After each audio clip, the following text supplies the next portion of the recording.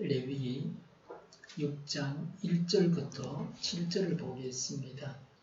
주님께서 모세에게 말씀하셨다. 누구든지 나 주에게 성실하지 못하여 죄를 지으면 곧 이웃이 맡긴 물건이나 담보물을 속이거나 도둑질을 하거나 이웃의 것을 강제로 빼앗거나 남이 잃어버린 물건을 죽고도 감추거나 거짓 증언을 하거나 사람이 하면 죄가 되는 일들 가운데서 어느 하나라도 하면 그래서 그가 그런 죄를 짓고 유죄 판결을 받으면 그는 자기가 강도짓을 하여 훔친 물건이든 강제로 빼앗아서 가진 물건이든 맡고 있는 물건이든 남이 잃어버린 물건을 가지고 있는 것이든 거짓으로 증언하면서까지 자기의 것이라고 우긴 물건이든 모두 물어내야 한다.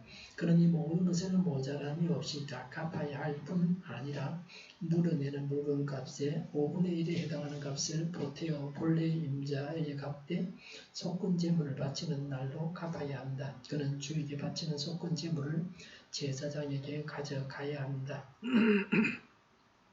그것은 양떼 가운데서 고른 흠없는 순양 한 마리로서 그 속근 제물의 값은 내가 정하여 주어라. 제사장이 주 앞에서 그 죄를 속하여 주면 그는 사람이 하는 죄가 되는 일들 가운데서 어느 하나라도 하여 지은 죄를 용서받게 된다. 아멘. 교회 오는 시간에 비가 오지 않아서 좋습니다. 어제 태풍이 지나갔습니다. 오늘 아침에는 바람이 세게 붑니다. 피해가 없으십니까? 네. 아파트 안에만 있으면 비가 오는지 안 오는지 얼마 왔는지 알 수가 없습니다. 부산에는 태풍이 사실 오지도 않았습니다. 중간에 소멸됐는데요. 많이 내린 비로 인해서 무너져 내리는 사고가 있었습니다. 비가 많이 와서 문폭탄이라고도 했습니다. 부산 진구에는 어제 하루 동안 300mm가 왔습니다. 영도에도 한 곳이 무너져 내려서 길이 막히고 위험 지역에서 사람들이 대피했습니다. 여기는 경사가 심한 산이 뒤에 있어서 비가 많이 오면 토사나 바위가 흘러내려올까 하는 우려가 있습니다. 우리 건물 옥상 배수로가 막혀서 물이 건물 안으로 들어올 뻔했습니다. 어제 오후 그리고 오늘 새벽에 제가 계속 그 배수로 점검을 하고 있습니다. 어젯밤에는 물이 빠지지 못해가지고 건물 안으로 들어올 뻔한 지경까지 이르렀습니다. 배수로를 뚫어서 물이 빠져나가는 데만 30분 정도 걸렸습니다. 대형 화분이 넘어져가지고 찢어졌습니다. 그 전날 오후에 배수로를 제가 점검했는데도 막혔습니다. 건물에 물이 넘치면 전기 배선에 물이 들어가서 누설이 되고 화재가 발생합니다. 인근에 그런 건물이 있었습니다. 전기 배선을 다시 깔려고 하면 수백만 원이 듭니다. 며칠간은 전기 없이 살아야 됩니다. 업자를 선정해야 되고 공사가 끝나야 전기가 들어옵니다. 이번 주간도 우리 동네에 수목금 3일간 비가 온답니다. 장마라는 게 느껴집니다. 제습기를 틀어서 습도를 조절해야 됩니다. 한 10년 전에 저희 집에 산 제습기를 지금도 잘 쓰고 있습니다. 중국산인데 그때 15만원, 16만원 정도 주고 샀습니다. 국산보다 싸서 샀는데 잘 쓰고 있습니다. 켜놓으면 한 통씩 물을 받아내고 물통이 꽉 차면 자동으로 멈춥니다. 물통이 한 1.5나 2리터 정도 되는 것 같습니다. 사람이 없는 방에 켜두고 지금도 제가 잤던 방에 켜두고 나왔습니다. 문을 닫아두면 옆에 다른 방에 있어도 시끄럽지 않습니다. 제습기를 틀면 열이 나기 때문에 사람들이 없을 때 켜둬야 됩니다. 시끄럽기도 하고요. 우리 동네 한 병원에 갔는데 제습기를 틀어놔서 제가 뭐라 그랬어요. 퇴근하면서 틀어놓고 밑에 큰 물통 하나 연결해 놓으면 밤새 한 2리터 한 통 물 받아 놓는 겁니다. 그만큼 안에가 그냥 뽀송뽀송해지죠. 응고에서 목회할 때 지하였는데 예배당이 습기가 차서 엉망이에요. 막 곰팡이가 쓸고요. 집사님들이 선풍기를 틀자 그래요. 지하인데 뭐 공기가 통해야 선풍기를 틀어도 뭐가 빠져나가고 습기가 그러죠. 소용없어요. 어떤 분은 또 난로를 피우잖아요. 난로를 피우면 어떻게 되겠어요? 온도가 올라가면 습도도 같이 올라가요. 예. 말려준다고 생각하는데 그게 아니에요. 습기가 빠져나가야 되는데 제습기를 그때 한 15만 원인가 주고 사서 습기를 제거했습니다. 그래서 그때 그 교회, 제가 있던 교회 성도들이 다 놀랐어요. 야, 목사님 대단하다. 될 것도 아닌데 말이죠. 예. 근데 문제는 냄새였어요. 옆 건물 전화주고 옆에 있어가지고 냄새가 나는데 냄새를 잡을 수가 없어요. 그러다 향수를 뿌리면 몸에 더 나쁘거든요. 에어컨을 틀면 물이 나오는 것처럼 제습기는 이슬점을 이용해서 이슬이 맺힌다 그러잖아요. 이슬점을 이용해서 온도차가 있을 때 물이 되거든요. 그렇게 해서 물을 제거하는 겁니다. 속건제에 관한 규례입니다. 5장 14절부터 이어지고 있습니다. 1절에 주님께서 모세에게 말씀하셨다 그랬습니다. 하나님께서 모세를 통해서 주신 말씀입니다. 지금도 하나님의 말씀을 우리가 하나님께서 우리에게 주시는 말씀을 들어야 합니다. 지금 우리에게도 하나님은 말씀하십니다. 하나님의 말씀은 우리를 살리고 구원합니다. 지금도 하나님의 구원을 우리가 경험하기를 원합니다. 어떤 죄를 말씀하십니까? 2절에 보니까 곧 이웃이 맡긴 물건이나 담보물을 속이거나 육전에 맡고 있는 물건이든 그랬습니다. 예전에는 이웃에게 기중품을 맡기는 것이 일상적인 일이었습니다. 지금은 은행에 돈이든 기중품이든 다 맡기면 됩니다. 그러면 안전합니다. 그 외의 돈은 기중품은 서민에게는 문제가 되지 않습니다. 결혼할 때도 공연이 없는 돈으로 금이나 또 보석이나 반지나 목걸이를 많이 할 필요는 없습니다. 하고 싶으면 한 개 정도씩 해가지고 손에 차고 목에 걸고 다니면 되죠. 집에 둘 건 없잖아요. 또 도둑이 와도 뭐 집에 가져갈 게 없습니다. 항상 돈은 가지고 있는 게 최고입니다. 돈이 가장 효용성이 높습니다. 돈은 내 돈입니다. 돈을 가지고 있으면 원할 때 원하는 물건을 사면 됩니다. 물건을 사두면 세월이 가면 다 쓰지 못하고 버려야 됩니다. 계속 좋은 제품이 나오거든요. 전자제품이고 뭐시고 다 그렇습니다. 공연히 사서 쌓아둘 필요가 없습니다. 저희 집 화장실에 한 풍기가 고장이 났는데 제가 뜯어내가지고 들고 그 창신정구에 갔더니 사장님이 비가 오는데 이렇게 왔느냐고 냄새나서 어쩌느냐고 비가 와도 갖고 와야지. 그래서 제가 사서 달았는데요. 색을 다니까 소음도 영 적어요. 옛날 것보다 훨씬 나아요. 지난 주간에 샌들 하나를 샀습니다. 비를 맞아도 밑창에 비가 스며들지를 않고 쿠션이 있는 겁니다. 바닥에 쿠션이 있다. 레스모아 서면점에서 할인 기간이라 15,000원에 샀습니다. 레스모아라는 그 상표도 제가 처음 봤어요. 그때 가가지고 레스가 아마 적다, 모아가 많다 이런 뜻인 것 같아요. 많고 적고 뭐 그렇다 그런 뜻인 것 같은데요.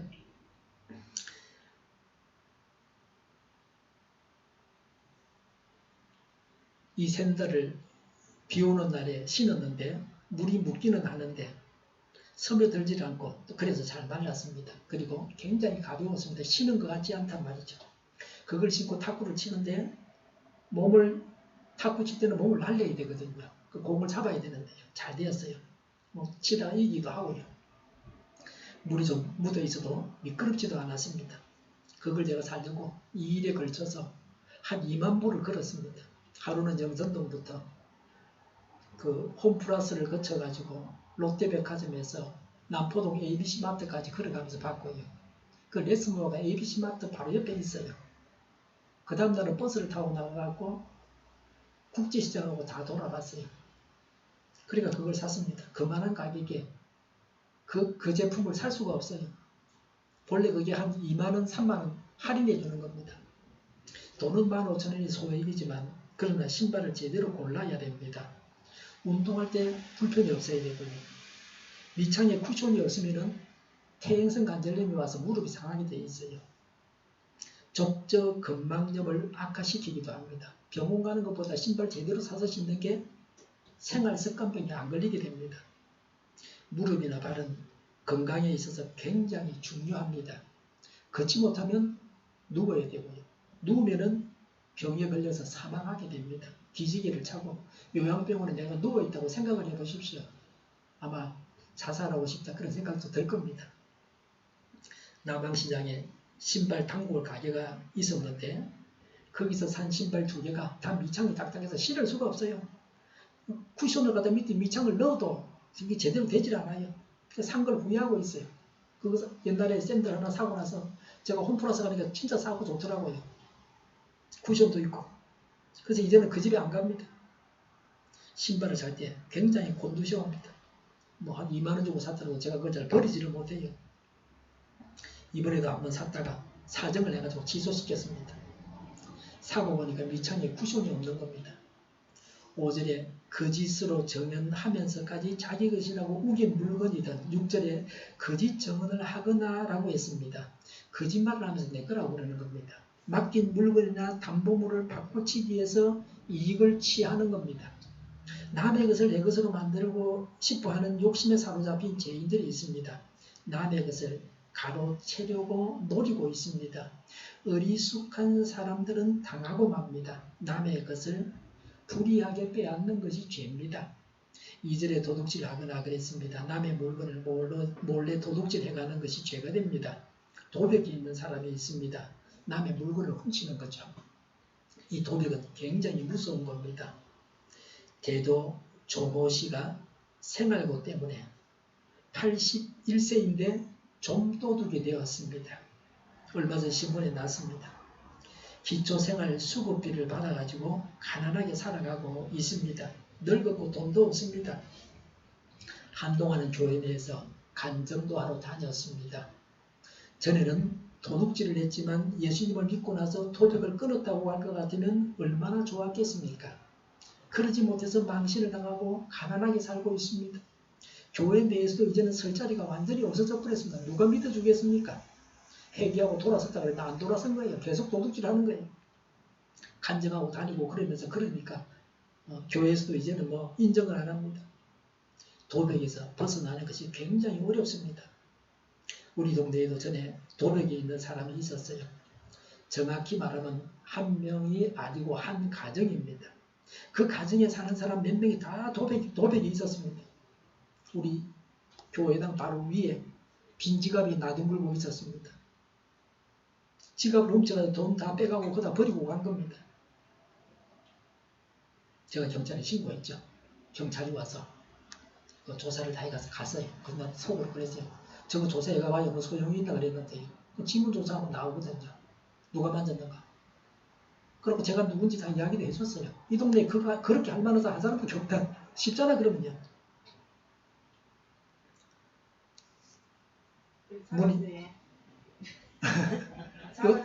요새 우리 동네에 없어요. 이사를 가버렸어요. 그러고 나서 얼마 있다가 사라졌어요. 문이 닫힌 상가 창문으로 나오는데 그때 나이가 초등학교 6학년이었어요. 조그만해요. 제가 그걸 봤어요. 우리 예배당도 다 뒤졌어요. 뒤진 표가 나잖아요. 가갈 게 없잖아요. 돈 되는 게 없고. 우리 건물에 똥도 싸고 가고 그랬어요. 도둑질하고 나서 똥 싸고 가면 안 잡힌다는 그런 말도 있거든요. 아마 그래서 그랬던 것 같아요. 지금은 우리 동네에 살지 않으니까 아주 조용해요. 다른 동네 가서 그 짓을 하면 또 그 동네 사람들이 몸살을 앓을 겁니다. 2절에 이웃의 것을 강제로 빼앗거나 6절에 강도질을 하여 훔친 물건이든 그랬습니다. 강도는 강제로 빼앗습니다. 물건을 빼앗으려다가 상처를 주기도 합니다. 심하면 살인도 합니다. 도둑보다 강도가 재질이 더 나쁩니다. 3절에 남이 잃어버린 물건을 줬고도 감추거나 6절에 남이 잃어버린 물건을 가지고 있는 것이든 그랬습니다. 신명기 22장 1절부터 3절에 이웃의 양이나 짐승을 보면 끌어두었다가 돌려주어야 한다. 이웃이 이런 것을 보면 본체하지 말아야 한다고 했습니다. 남의 분실물을 주어서 가지는 것은 죄가 됩니까? 오늘 이 말씀에 근거해서 죄가 된다 이 말이죠. 남의 걸 주어가 함부로 내 거라고 그러면 안 된다는 거예요. 제가 어릴 때 초등학교 5학년 때인 것 같아요. 아마 제법 큰 돈을 주었어요. 요새로 치면 몇십만 원 그 이상 되는 돈이었어요. 기억에 그때 2만 원이었으니까 작은 돈이 아니죠. 제가 대학 들어갈 때 등록금이 8만 원이었으니까 어릴 때 그래 줬었으니까요. 그 돈을 주어서 잘 썼습니다. 그게 제가 된다는 생각도 몰랐어요. 이 말씀을 제가 어떻게 알았겠어요. 그 돈을 주어서 쓰고 나서 제가 크게 아팠던 기억이 흐릿하게 납니다. 그 후에 나쁜 일이 있었습니다. 그 구절을 보면서 이 구절을 보면서 주운 돈을 돌려줘야 한다는 것을 확실하게 알게 되었습니다. 몇 달 전에 남항동 부산은행 앞에서 5만 원짜리 석장 15만 원을 주었습니다. 그때 옆에 은퇴하신 목사님 한 분이 앉아 계셨는데 그런 분은 좋은 데 쓰면 된다나 그래 제가 대꾸도 안 하고 파초소에 차를 딱 대고 갖다 줬습니다. 얼마 있다가 전화가 왔어요. 참기름 가게 주인인데 경찰이 사실 확인을 다 하고 나서 한번 들리래요. 갔으면 뭐 참기름 한 병 줬겠죠. 지금은 그 참기름 가게 이름이 뭔지도 기억이 안 납니다. 돈을 주었으면 주인에게 되돌려줘야 됩니다. 그 주인 하는 말이 참기름 가게 주인이 장갑을 끼고 있어갖고 돈이 주머니에 들어가는지 빠져나가는지 몰랐다는 거예요. 그 돈 받을 때는 수학 장갑 빼고 해야 되지. 아니면 지갑에 넣든 주머니 넣고 장갑 낀 채로 쑥 빼니까 빠졌다 이래 보여지는 거예요. 돈을 주면 주인에게 되돌려줘야 됩니다. 파출소에 가지고 와서 주인이 나타나지 않으면 죽은 사람에게 주는 걸로 압니다. 일정한 기간이 지나서도 찾아가는 사람이 없으면 죽은 사람에게 주는 거죠. 적법한 절차를 따라서 자기 돈으로 만들어야 됩니다. 이런 사람은 얼마나 속이 타겠습니까? 주운 돈을 무조건 좋은 일에 사용하면 안 됩니다. 내가 주었는데 교회 헌금통에 넣어서 교회까지 그 범죄에 연루시키면 안 됩니다. 얼마 전에 길에 100원짜리 동전이 떨어져 있었어요. 제가 주웠겠어요? 안 주웠어요. 더러워서. 그 주워갖고 더러운 걸 듣고 그거 어디 넣을 거예요? 요새 동전 지갑도 없잖아요. 동전 좀 제일 골치 아파요. 또 100원짜리는 쓸 데도 없어요. 500원은 돼야 서울 지하철 탈 때 쓸 수나 있어요. 국가에서 동전을 만드는데 돈이 많이 듭니다. 10원짜리 동전 만드는데 돈이 얼마 든다고요? 네? 네, 제 기억에도 그래요. 집사님 잘 기억하시네. 10원짜리 동전 만드는데 30원이 들어요. 돈 많이 들어요. 동전을 녹여가지고 다른 것을 만들어서 이득을 볼 수 있는데 그것도 불법이에요. 그렇게 하면 법을 어기는 거예요. 동전을 녹이면 안 돼요. 잔돈은 동전으로 받지 않고 자기 통장으로 받게 하면 동전 만드는 비용을 줄일 겁니다. 이제 동전 만들지 마라 해. 집에다 동전을 갖다 수북하게 모아놓으면 어떻게 됩니까? 자꾸 동전 또 만들어야 되잖아요. 예.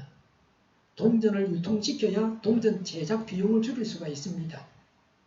아주 작은 금액의 돈은 파출소로 가지고 가야 됩니까? 100원짜리 한 개 주셨다고 파출소 들고 가야 됩니까?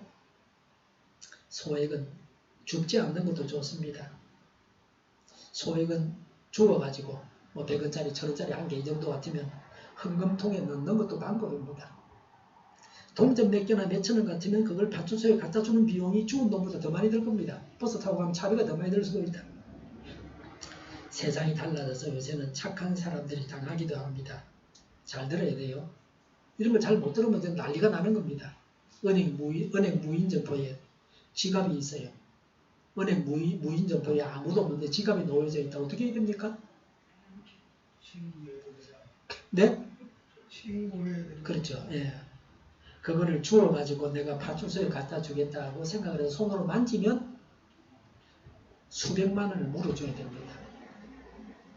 무인 점포에는 CCTV가 있어요. 모든 행동을 다 촬영하고 있어요. 그 점을 노리고 지갑을 둔 겁니다. 우리 집사님 말씀과 같이 무인 점포에 전화가 있어요. 자기 전화 하지 말고 전화비도 좀 아끼세요. 그 전화로 전화를 걸어갖고 여기 지갑이 놓여 있네요 라고 말해주는 게 최선입니다. 그래야 다른 사람이라도 당하지 않아요. 정말 바쁘면 여유가 없으면 못 본 채하고 그냥 나가버리면 돼요. CCTV에 다 촬영이 되니까. 손대지 않으면 됩니다. 악인의 덫에 걸리지 않는 지혜가 있어야 됩니다. 이런 걸 신종사기라고 합니다. 내가 그 안에 돈을 200만 원 넣었는데 네가 다 빼갔네. 돈 내놔라. 그 돈에다가 네가 잘못하고 했으니까 돈을 얹어서 300만 원 내놔라 그러면 내놔야 돼요. 방법이 없어요. 합의를 보기 위해서 달라는 대로 줘야 됩니다. 그래서 언론을 통해서 세상이 돌아가는 걸 알아야 됩니다. 언론에서 이런 것들을 상세하게 알려주고 있습니다. 이런 세상 물정을 모르고 당하게 되어 있습니다. 모르면 당합니다. 무서운 세상입니다. 자기 업무에 바쁜 전문가들이 보이스 피싱에 걸려가지고 돈은 많이 있잖아요. 전문가니까. 근데 세상 물정을 몰라. 자기 일만 하다 보니까. 뭐 박사고 이런 사람이 다 그래요. 그 일만 안 하면 또 박사가 되겠어요? 그래서 큰 손해를 당합니다. 당하고 나서는 창피하잖아요. 말도 못하고요. 그래서 계속해서 그런 범죄로 사람들이 당하게 되어 있습니다. 내가 이렇게 당했다고 말하는 것도 용기가 필요하고요. 그렇게 말을 해야 다른 사람이 이제 당하지 않는 거예요. 그들에게 알려줘야 돼요. 제가 4kg 모자란다 보내라. 이러면 그 다음부터 그 사람 20kg 안 채워주겠어요? 아니면 처음부터 팔 때 16kg라고 그렇게 말을 하든지 그게 낫지. 왜 20kg라고 그래요? 뭐 박스가 어쩌고 저쩌고 뭐 섭기가 있으면 더 넣어야 되는 거고 말이지. 예?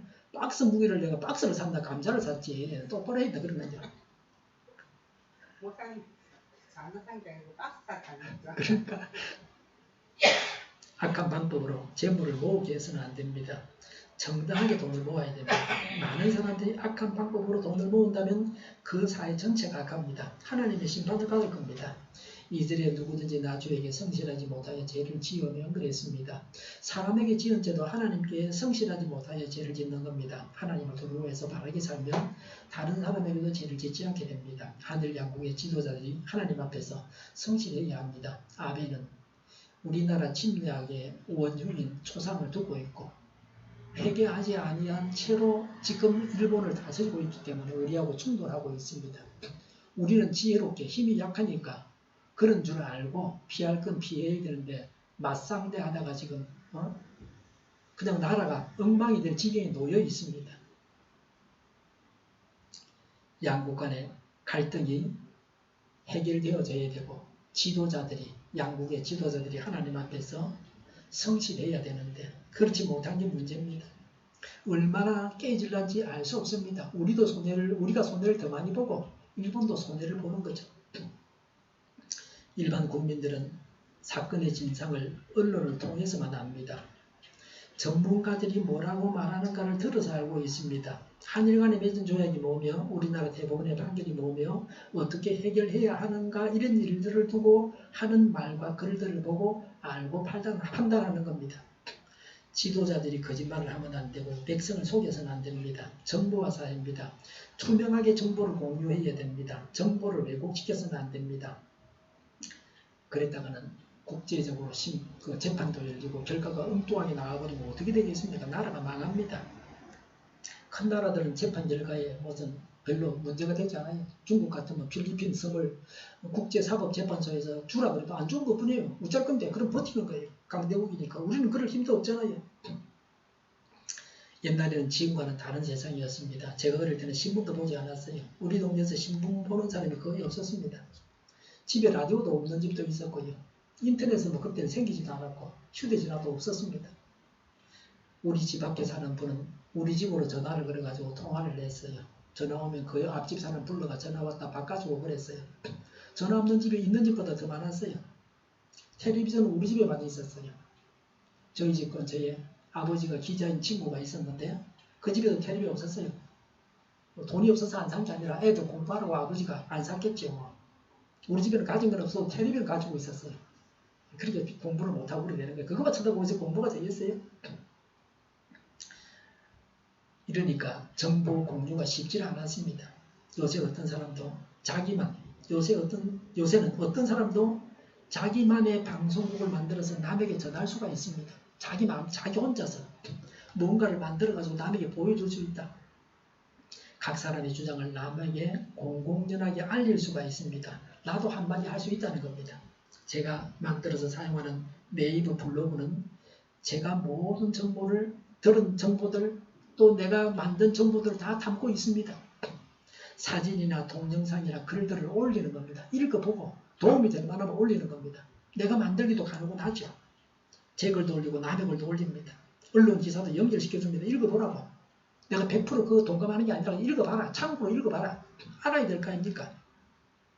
인터넷에서 발견한 모든 자료를 읽고 보고 해서 유익한 것을 블로그에 올려서 보게 합니다. 블로그는 책을 출판하는 것보다 더 편리합니다. 책에는 동영상을 담을 수가 없어요. CD를 갖다 붙여가지고 보게 해야 되는데 제가 지금 쓰는 제 컴퓨터는 CD-롬이 아예 없어요. 볼 수 없게 되어 있어요. 요새는 그렇게 안 합니다.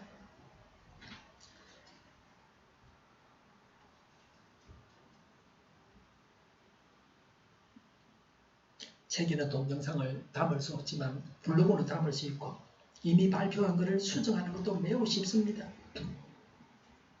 책은 수정하려고 하면 수정판을 출판해야 되고 몇백 건만 만들어도 최소한 수백만 원 듭니다. 그런데 블로그는 전혀 돈이 들지 않습니다. 네이버에 회원가입을 하면 그냥 블로그를 만들 수 있습니다.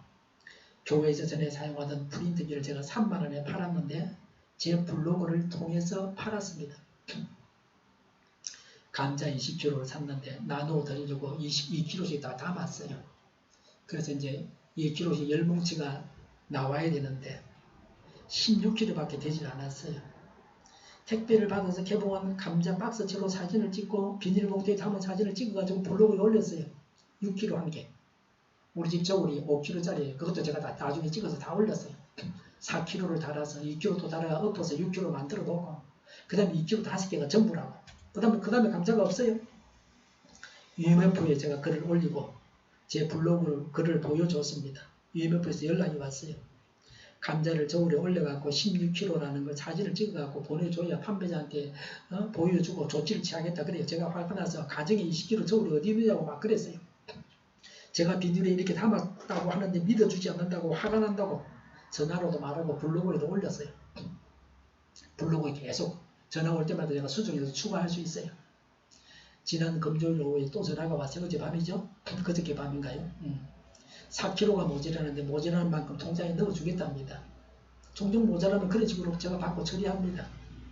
파는 사람에게 도움이 되죠. 다시 택배 보내려고 하면 택배비가 최소한 2,500원입니다. 저는 UMF가 뺏기 될 줄 알았어요. 제가 전에 전화 왔을 때 돈으로라도 보내면 된다 그랬거든요. 뭐 참 한 6, 700원밖에 안 돼요. 안 줬다가는 블로그에 제가 그대로 실을 건데 손해가 더 막심하죠. 2,000원이 굉장히 싼 겁니다. 저는 정의 수호 차원에서 받는 거고 판매자가 정직하게 보내야 되고요. 정직한 사회가 돼야 되고 저는 그 돈 받으면 제 돈도 아니에요. 다 교회 수입이에요. 그게 교회 돈으로 산 거니까. 6절에 사람이 하면 죄가 되는 일들 가운데서 어느 하나라도 하면 그랬습니다. 한 가지 죄라도 지으면 용서를 받아야 됩니다. 모든 하나님의 말씀을 다 지켜야 됩니다. 자기가 원하는 말씀만 지켜서는 안 됩니다.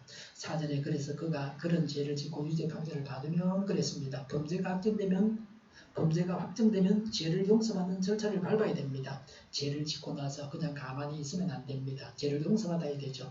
이 사실을 아는 자들은 죄 짓는 것을 절개하지 않습니다. 이 세상에 사는 모든 사람들이 죄 짓는 것을 절개하지 않으면 이 세상은 천국에 조금 더 가까이 다가갈 것입니다. 지난 주간에 제가 봤던 동영상 중에 한 개는 기지개를 차고 있는 아주 어린 아기를 폭행하는 거였어요. 기지개를 갈아주면서 때리고 가슴을 누르고 능능을 베끼면서 그냥 곱게 베끼는 게 아니라 하늘로 쳐들어서 목에 걸려가지고 막 아이가 고통당하게 그렇게 했습니다.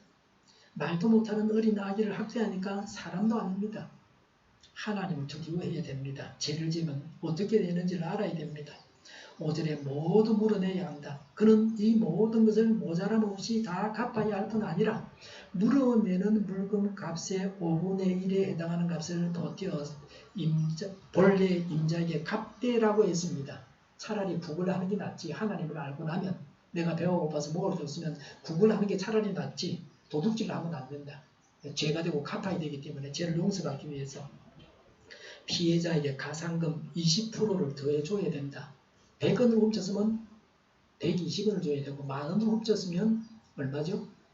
네, 12,000원을 계산 잘 하시네요. 계산을 할 줄 알아야 돼요. 그래 죄를 용서받을 수 있어요. 20%. 네. 맞죠? 20%니까 12,000원이죠. 네. 속건 재물을 바치는 날 갚아야 됩니다. 남의 것을 가졌을 때 남의 것을 돌려주고 20% 가상금도 내야 됩니다. 거기다 속건 재물의 값을 제사장에게 줘야 됩니다. 단순히 되돌려주면 되는 정도가 아니라 속건 재물까지 바치는데 양 한 마리 바치려면 돈이 얼마 되겠습니까? 적어도 10만원, 15만원, 20만원 될 겁니다.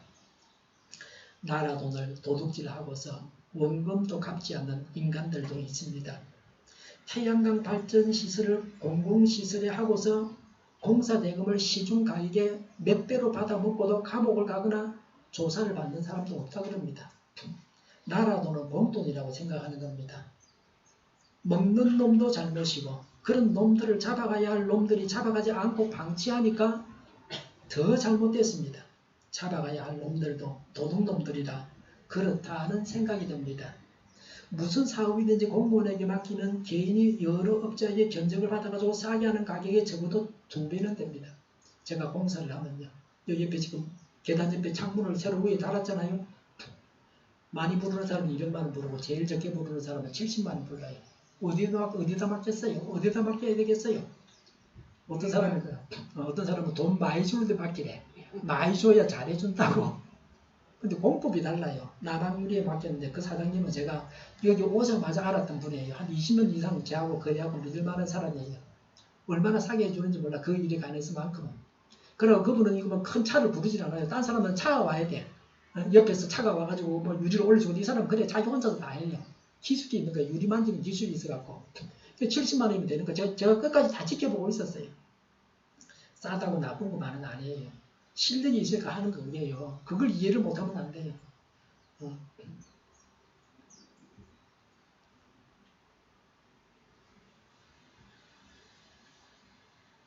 군대에 예산을 아무리 많이 투입해도 도둑질해 가는 놈들이 다 먹고 이런 되질 않습니다. 월급 받고 부정한 수입 챙기고 퇴직하면 퇴직연금도 받고 그러니 나라가 어떻게 되겠습니까? 요새는 식당에서 밥을 먹고 나서 현금을 주면 영수증을 넉넉하게 써주는 경우가 뭐 지금도 허다합니다.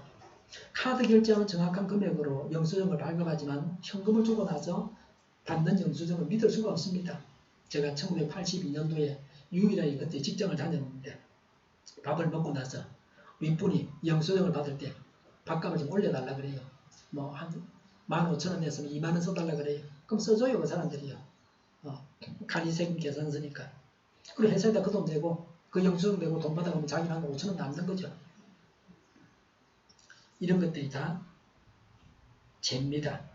깨끗한 세상이 되어야 선진국입니다. 하나님 앞에서 바르게 행하지 않고서는 어떻게 깨끗한 세상이 되겠습니까? 제가 친구들 모임에도 돈을 관리하고 있는데 밥값을 그렇게 써주면요. 제가 낸대로 그대로 딱 장부에 올리지. 그거 뭐 영수증이 더 써줬다고 해서 더 올리고 그러지도 않아요. 또 친구들은 저보고 거기서 일체 말을 안 해요. 영수증을 받았니 안 받았니 금액이 맞니 안 맞니 일체 말을 안 해요. 한 번은 제가 목사님들 모임에서 총무를 맡아서 일을 하는데 그때 제가 한동안 동방교회 전도사 했던 적이 있는데 그때 만난 그 전도사님이 이 물건값이 좀 이게 비싸다는 거예요. 그 사람 뻔히 아는 거예요. 근데 그래서요. 사실은 회장 목사님하고 내하고 우리 그 임원들이 목장을 해서 밥 먹고 나서 그 돈을 좀 여기저기 갈라붙이려서 그래 된 거다. 내가 회장되면 그래 안 할까 그렇게 됐다고 그러고 넘어갔어요.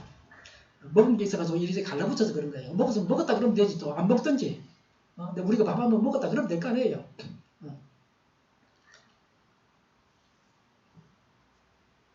오전에 속건 재물을 바치는 날로 갚아야 된다 그랬습니다. 재물을 드리기 전에 갚아야 됩니다. 적시로 갚아야지 미루면 안 됩니다. 갚기는 갚되 자꾸 미룹니다. 그러면 안 된다는 겁니다. 시간은 중요합니다. 사람이 미루다가 못하는 경우도 허다합니다. 투표일에 투표하러 가야 되는데 나중에 간다고 하다가 결국에는 못 가기도 합니다. 마귀는 자꾸 미룹니다. 내일 하라 그럽니다. 좀 더 있다 하라 그럽니다. 그게 마귀 전략입니다. 이런 바쁜 사람에게 맡기면 바로 해치웁니다. 워낙 정신없이 바쁘니까 잊어먹을 것 같아서 빨리 해치우고 마는 겁니다. 시간이 많은 사람은 자꾸 미룹니다. 시간도 많은데 뭐 나중에 하면 되지. 기한 끝나는 시점에서 허겁지겁합니다. 모든 사람이 자기만을 위해서 그 사람만을 위해서 기다리고 있는 게 아닙니다. 미리 해두는 것이 비용이 제일 적게 됩니다.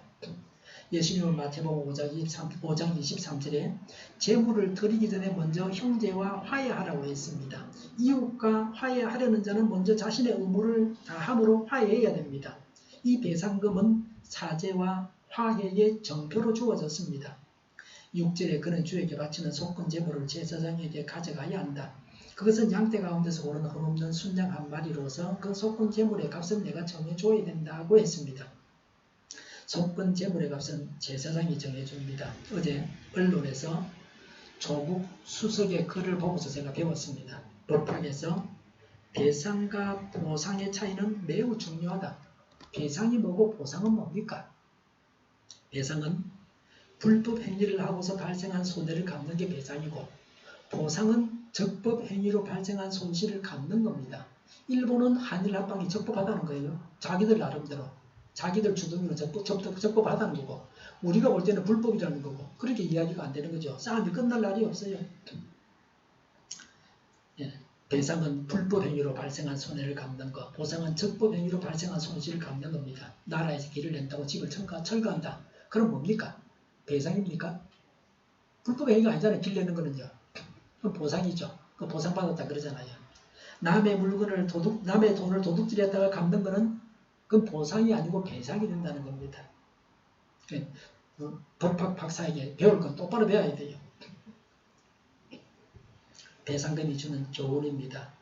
첫 번째는 회개에는 실천이 따라야 된다. 말과 생각만으로는 안 됩니다. 갚을 건 갚아야 되죠. 남에게 준 피해를 구체적으로 갚아야 됩니다. 실제로 갚지 않고 말로만 회개하는 것은 소용이 없습니다. 회개는 원래의 상태로 환원하는 것이 아니라 이전보다 향상된 삶을 의미합니다. 이게 두 번째입니다. 두 번째, 회개는 원래 상태로 환원하는 것이 아니라 이전보다 향상된 삶을 의미합니다. 더 나은 삶으로 나아가야 됩니다. 그래서 함부로 죄를 지어서는 없습니다. 신앙인의 삶을 살려면 죄를 행동으로 옮기면 자신에게 손해입니다. 죄 짓는 것을 행동으로 옮기지 말고 마음으로만 결단한 상태에서 회개하면 배상을 하지 않아도 됩니다. 이런 경우는 마음만 바로 잡으면 됩니다. 선한 일은 마음으로만 하면 소용이 없습니다. 사랑이 속에만 있어갖고 무슨 유익이 있겠습니까? 실행에 옮겨야 됩니다. 죄는 짓지 말고 마음에 있을 때에 돌이키고 실행하지 못하게 막아야 됩니다. 7절에 제사장이 주 앞에서 그의 죄를 속하여 주면 그는 사람이 하면 죄가 되는 일들 가운데서 어느 하나라도 하여 지은 그 죄를 용서받게 된다고 했습니다. 피해자에게 갚고 속군 재물의 값을 바치고 제사장이 죄를 속하여 주어야 그 죄를 용서받게 됩니다. 최종 사죄권은 제사장이 가지고 있습니다. 모든 걸 다 했다. 배상도 하고 속건제도 드렸지만 제사장이 그 죄를 속해줘야 됩니다. 제사장은 절차를 다 이행했는가를 점검하고 말씀대로 이행했을 때 용서받았다고 선언할 수 있습니다. 무조건 제사장이 선언하는 것은 아닙니다. 가해자가 말씀대로 다 이행했다 할지라도 제사장이 마지막에 죄를 속해줘야 됩니다. 우리는 제사장으로서 죄를 용서받는 기도를 본인을 위해서 또 남을 위해서 해야 됩니다. 요새는 속건 제사를 드릴 필요가 없습니다. 예수님이 십자가에서 죽임을 당하셨기 때문에 우리가 기도해서 죄를 용서해달라고 그러면 되죠. 죄는 용서받아야 됩니다. 피해자에게 배상도 해줘야 됩니다. 제사장은 다른 사람을 위해서 속건제를 드려줘야 됩니다. 죄를 용서받는 기도를 해야 합니다. 지면죄를 배상하고 죄를 용서받는 기도를 해야 되겠습니다. 기도하겠습니다.